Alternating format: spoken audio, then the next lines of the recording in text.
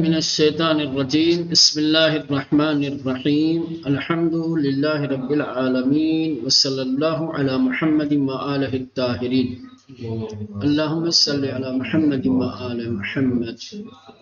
چلیں یہاں آیت سے پڑھنا ہے قتل الانسان ما اکفر من ای شیء خلق من نطفۃ خلقہ فقدر ثم السبیل یسر۔ ترجمہ دیا ہے کشتے بعد آدمی چے کفر پیشے ونا سپاسس۔ قتل الانسان کشتے بعد یعنی انسان قتل کے قابل ہے،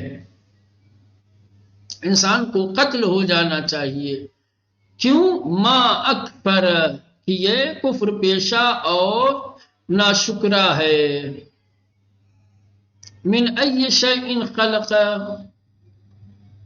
اللہ نے اسے کس چیز سے پیدا کیا؟ خداوند اورا اچھے چیز آفرید، خداوند متعال نے اسے کس چیز سے پیدا کیا ہے؟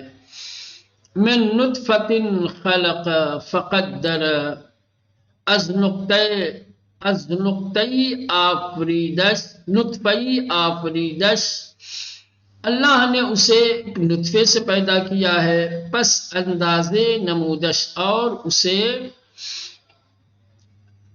قدر، اسے مناسب بنایا ہے، اسے اندازے کے مطابق بنایا ہے۔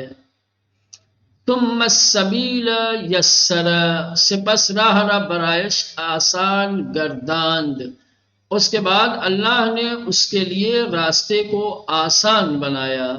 یہ ترجمہ ہے، اور آیتیں اتنی دی ہیں، ترجمہ اور زیادہ آگے کا بھی دیا۔ سپس میراندش و درگورش نمود، اس کے بعد اللہ نے اسے موت دی اور اسے قبر تک پہنچایا۔ اللہ نے اسے موت دی اور اسے قبر کے حوالے کر دیا گیا۔ سپس آنگا کی خواہد بر انگیدش، اس کے بعد اللہ جب چاہے گا اسے اٹھائے گا۔ ہمانا ہنوز آدمی آن چرا کے خدایش فرمان دادے انجام نہ دادے، بے شک ابھی تک انسان نے جو کچھ اللہ نے اسے حکم دیا ہے اسے انجام نہیں دیا۔ یہ ترجمہ تھا۔ اب آیت کا تجزیہ اور ترکیب۔ سب سے پہلے تجزیہ۔ تجزیہ میں قتلہ، آپ جانتے ہیں قتلہ فعل ماضی مجہول ہے، ثلاثی مجرد ہے، قتل یقتل سے۔ کہہ رہے اصل قتل بمعنی کشتن و جدائی انداختن بین روح و جسد است۔ کہہ رہے کہ قتل کے اصل معنی مارنا، جسم اور روح کے درمیان فاصلہ اور جدائی ڈالنا ہے۔ ودر انجا بصورت مجہول برائے نفرین برکسی کے از رحمت خداوند دور گشتے بیکار رفتے ہیں۔ لیکن یہاں پہ جیسا کہ آپ نے دیکھا مجہول کی صورت میں آیا ہے، اور مجہول کی صورت میں اس شخص کی نفرین کے لیے ہے کہ جو رحمت الہی سے دور ہو گیا ہے۔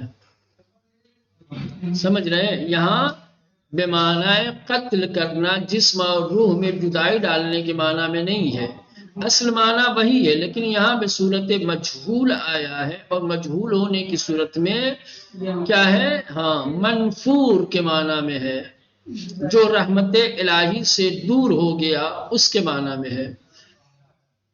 وہ مرادف آن در فارسی مردے باد است، فارسی میں اس کا مرادف مردہ باد، فلانا ہماری زبان میں بھی فلانی مردہ باد ہے نا، نہ یہ کہ واقعاً جو ہے کسی اسلحے سے اس کو قتل کر دینا، اس کے جسم اور روح کے درمیان جدائی اور فاصلہ ڈال دینا، یہ مراد نہیں ہے۔ سمجھ رہے ہیں؟ وَإِن زَنَندِ تَرِین نفرین است، کہہ رہے ہیں کہ یہ سب سے بدترین نفرین ہے، اس سے بڑی نفرین، اس سے بڑی لعنت نہیں ہو سکتی۔ کسی کو مرد آباد کہا جائے، سمجھ رہے ہیں، و با گفتن آن دربار کسی فہمانده می شود کہ فساد حال او بجائی رسید است، اور یہ کہنا کسی انسان کے بارے میں یہ سمجھانے کے لیے ہے کہ اس کے فساد حال اس مقام اور اس منزل تک پہنچ گیا ہے کہ دیگر لیاقت زندگی و بہر بردن از نعمت حیات نہ دارد، کہ اب وہ زندہ رہنے کی لیاقت یا نعمت حیات سے بہرہ مند ہونے کے قابل نہیں رہا۔ سمجھ رہے ہیں، یہ اتنی بڑی نفری نہیں ہے، اب اس کو مر جانا چاہیے۔ ہاں ہاں ہاں، سمجھ رہے ہیں، وہی کہہ رہے ہیں، یہ سمجھانے کے، یہ کہنا کسی کے سلسلے میں کہ قتل، سمجھ رہے ہیں، یہ سمجھانے کے لیے ہے کہ اس کا فساد حال، یعنی یہ فساد میں اتنا آگے بڑھ چکا ہے، وہاں تک پہنچ چکا ہے کہ اب اس کے اندر زندہ رہنے کی لیاقت یا نعمت حیات سے استفادہ کرنے کی لیاقت نہیں رہ گئی، یعنی اب یہ اس قابل نہیں ہے، وہ اس لائق نہیں ہے کہ اب اسے زندہ رہنا چاہیے۔ ہاں، قتل یقتل متعدی یک مفعولی ہے، قتل یقتل کیا ہے مولانا؟ ایک مفعولی ہے۔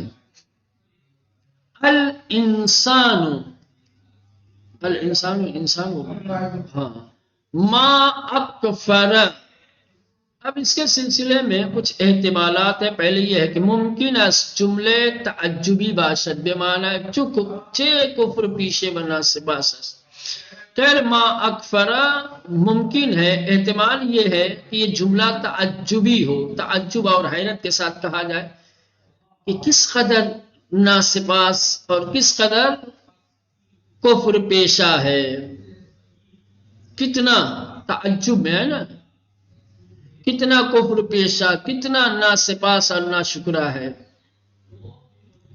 وہ ممکن ہے اس جملہ استفہامی باشد، ہو سکتا ہے کہ جملہ استفہامی ہو، سوال کیا جا رہا ہو، کس قدر ناسپاس ہے، پوچھا جا رہا ہو، اس کی ناسپاسی اور اس کے کفر کیا مقدار پوچھی جا رہی ہو، استفہام کیا جا رہا ہو، بمعنی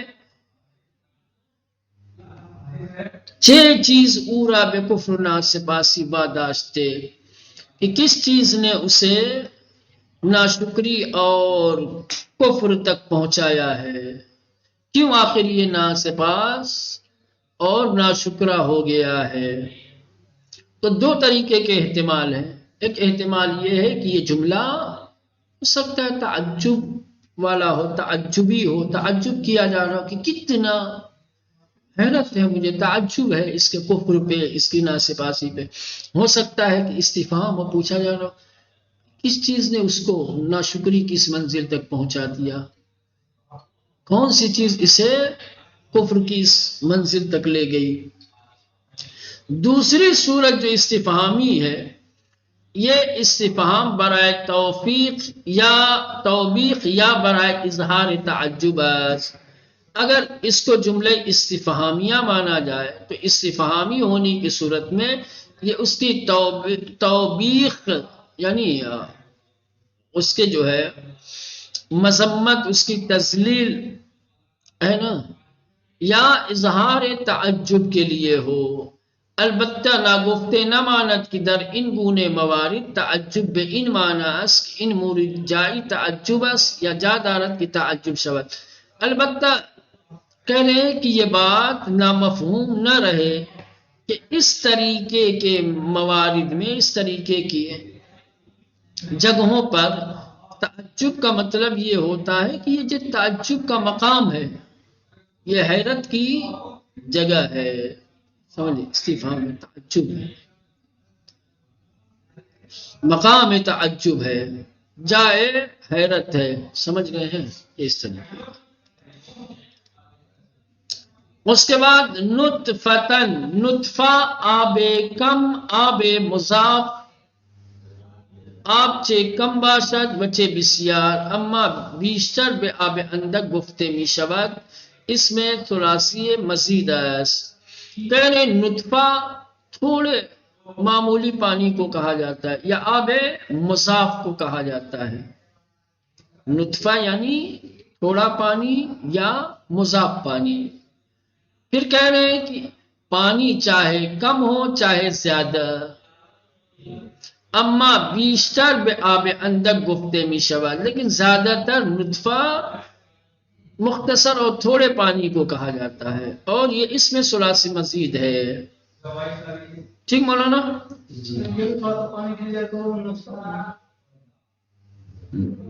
نہ وہ آب خاص کے لیے بولا جاتا ہے، سمجھ رہے ہیں؟ کیونکہ نطفہ تھوڑا ہی ہوتا ہے، اور وہ بھی ایک قسم کا پانی ہی ہے اور مضاف ہے، اس لیے اس کو نطفہ کہا جاتا ہے. آپ یہ کسی اور پانی کو نطفہ تھوڑی کہہ سکتے ہیں، سمجھ رہے ہیں؟ نطفہ یعنی آب کم، تھوڑا پانی، یا آب مضاف، یہ آب صاف، مضاف نہیں ہے، میں مضاف کہہ رہا تھا، صاف پانی. آب چه کم باشد و چه بسیار، پانی چاہے کم ہو چاہے زیادہ، اس کو نطفہ کہتے ہیں. اما بیشتر به آب اندک گفته می شود، لیکن زیادہ تر کم پانی کو نطفہ کہا جاتا ہے. اس میں ثلاثی مزید ہے. اس کے بعد فقدر، قدر اندازے نمودن، کسی چیز کا کی مقدار، کسی چیز کا اندازہ ہونا.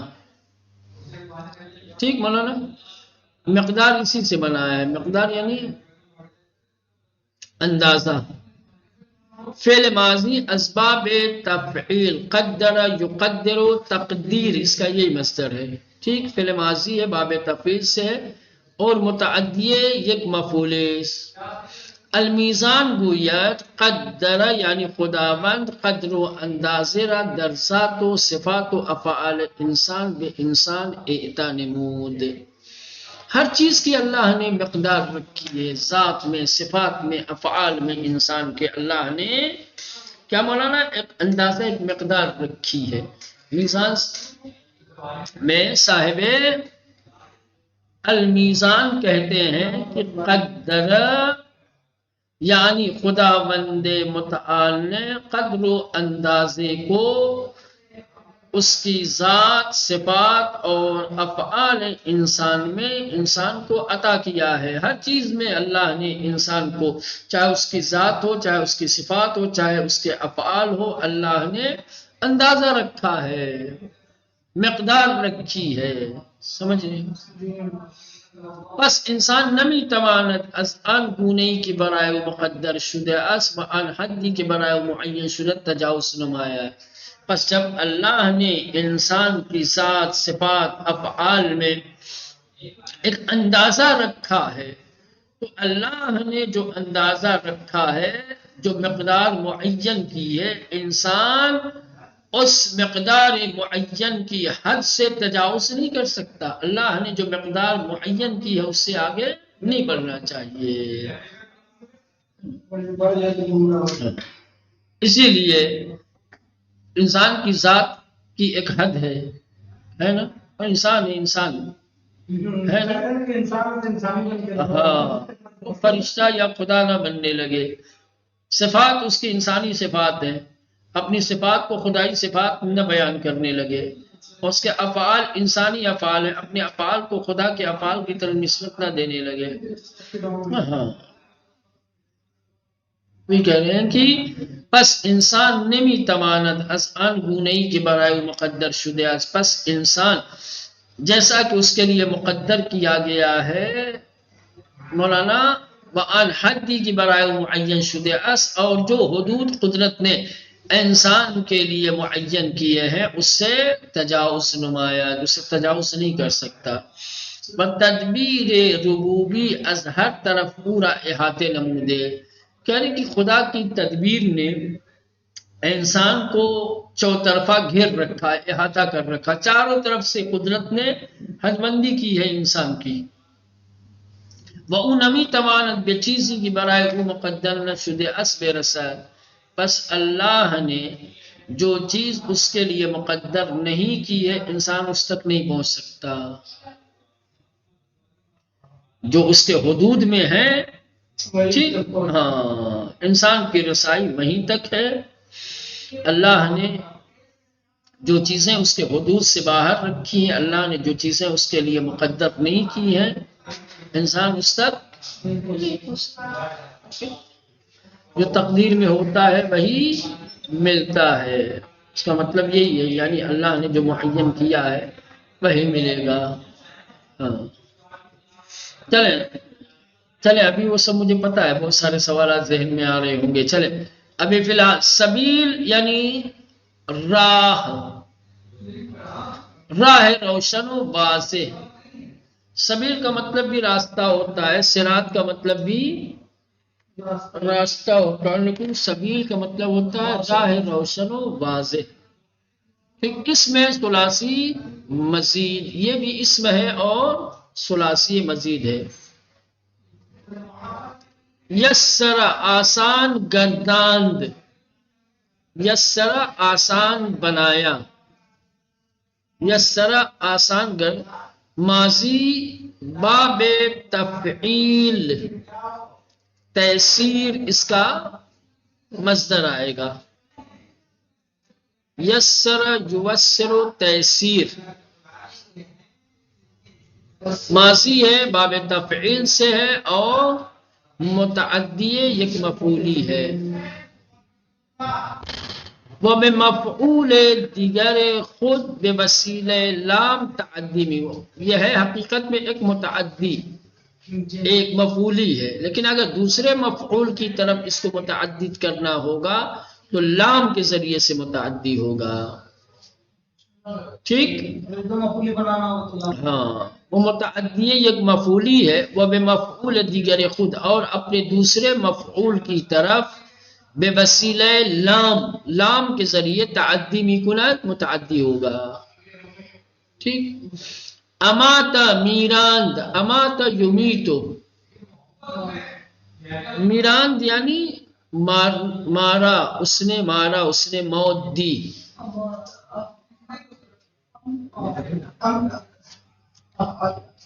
اماتا یمیتو، اماتا باب افعال.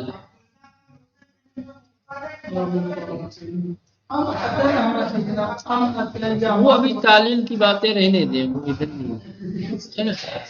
اماتا فعل ماضی ہے، میراث فعل ماضی باب افعال سے، اور یہ متعدی ایک مفعولی ہے. اقبر درگور کرد، درگور کرد یعنی اس نے قبر کے حوالے کیا، اس نے قبر میں اتارا، ہے نا، اس نے دفن کیا. اقبر درگور کرد یعنی قبر میں اتارا.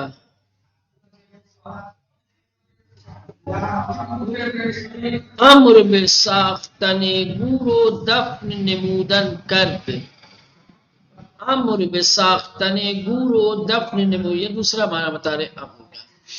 قبر کھودنے اور دفن کرنے کا حکم دیا. اقبرہ کے ایک معنی یہ ہے کہ قبر کے حوالے کیا، دوسرے اقبرہ کے معنی ہیں کہ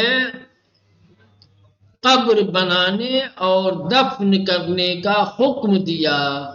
صاحب قبر گرداند، قبر کا مالک بنایا، صاحب قبر بنایا. یہ بھی ماضی باب افعال، اقبر یقبر اخبار. وہ متعدی یک مفعولی ہے. انشر، انشر زندے کرد، انشر ہاں فعل ماضی ہے، یہ بھی باب افعال سے ہے، یہ بھی متعدی ایک مفعولی ہے. نشر بمعنی پہن کردن و گستردن است، کہہ رہے کہ نشر کے معنی بچھانا اور پھیلانا ہے. و زندہ کردن نیز نوعی گستردن است، اور کہہ رہے ہیں کہ زندہ کرنا بھی ایک طریقے کا پھیلانا ہے. بعد از درہم پیچیدے شدن به واسطه مرگ، موت کے ذریعے سے زندگی سمیٹ لینے کے بعد حیات دینا یعنی پھیلانا. پھیلانا موت ایک طریقے سے زندگی کا بچھونا سمیٹنا ہے، اور حیات یعنی اسی کو پھیلانا ہے. ٹھیک. لما یقظ ہنوز انجام نہ دادے اس، مولانا ابھی اس نے انجام نہیں دیا ہے، یا انجام نہ دادے انجام نہیں دیا. در اصل یقظی بوده که یای آخر آن با آمدن لما به جسمی ساقط شده است. مولانا لما یقظی اصل میں یہ کیا تھا؟ یقظی. ٹھیک. ناقص تھا، آخر میں یا تھی، لما آنے کی وجہ سے، جسم ہونے کی وجہ سے یا ساقط ہو گئی، جیسا کہ قاعدہ آپ جانتے ہیں. ٹھیک ہے کہ اگر افعال ناقص ہیں اور عوامل جسم اس پر داخل ہو جائے، ہاں احسن. ٹھیک. یہ اصل میں یقظی تھا، لما داخل ہونے کی وجہ سے چونکہ مجزوم تو یا حذف ہو گئی. حذف یا ہی علامت جزم ہے اس کی. ٹھیک. ان فعل متعدی یک مفعولی است، کہہ رہے ہیں کہ یہ بھی متعدی یک مفعولی. برخی بر آنند کہ لما در انجا بمعنی لمس، کہہ رہے ہیں کہ بعض لوگوں کا کہنا ہے کہ لما یہاں پر لم کے معنی میں ہے. مثلا در کشاف و مجمع البیان لما یقظه بلم یقظه معنی شده است. مثلا اگر آپ لغت کی کتاب کشاف یا مجمع البیان دیکھیں گے تو لما یقظه کا معنی لم یقظه والا کیا گیا ہے. بس یہاں پہ لما بمعنی ہے لم ہے. ایسا ہوتا ہے کہ لما کہیں کہیں لم کا معنی دیتا ہے. ہاں لما یعنی ابھی بھی یا ابھی تک، ہاں انجام نہیں دیا خالی. ٹھیک. چلیں یہ تجزیہ ہو گئی، ترکیب رہ گئی ہے. ترکیب انشاءاللہ بعدن.